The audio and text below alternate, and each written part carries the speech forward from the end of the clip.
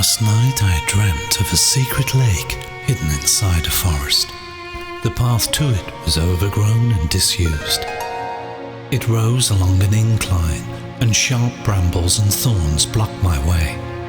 I drew a long gilded blade buried in a golden stone that marked the path's beginning, and never thought once of the ease of its removal. There was the distant rumble of thunder, and as I looked up, a majestic swan soared above, heading into and over the depths of the forest.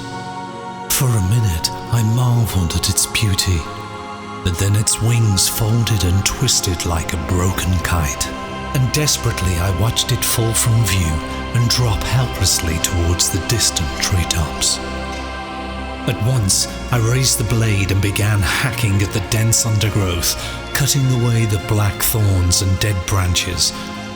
As I moved forward, several barbs pierced my skin, and drops of blood fell to the grassy floor. I then noticed, nourished by my blood, that the undergrowth had reformed behind me and now swayed as a mass, triumphantly blocking my return. For what seemed like hours, I toiled to reach the heart of the wood in the hope of finding the majestic swan, but in truth it was seconds. Blisters had now formed on my palms, but with one last swing, the path opened into a sunlight clearing, and beyond the honeysuckle bushes, I saw the glint of water. I dropped the blade, and rushing to the water's edge, I fell to my knees and plunged my hand into the cool liquid to soothe the sores and thorny cuts. The ripples of the once still pool now headed out to the other side, and as I watched them grow, I saw the shape of the fallen majestic swan, now lifeless on the opposing bank. As I withdrew my hands, I held them before me as they were healed. Behind me now the path had fully closed, trapping me in the clearing. How would I return? Without moving, I was at once at the swan's side. One wing was broken and the bird's eyes were peacefully closed.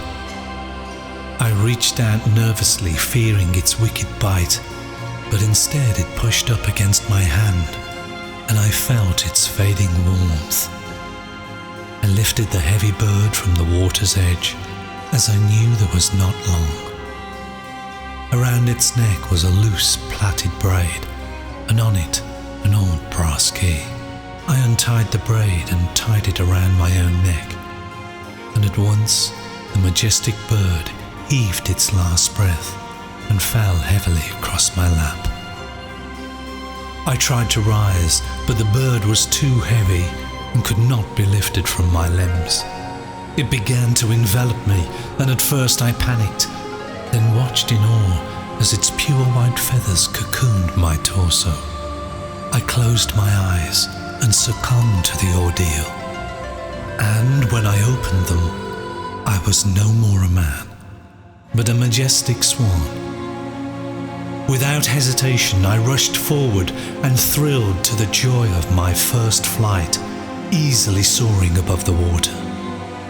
Below, I could see my reflection in the still lake. Looking down onto the path of thorns and brambles, I no longer feared them or my return. I simply looked out to the horizon and the now setting sun, and like a majestic swan, I soared effortlessly back to my home.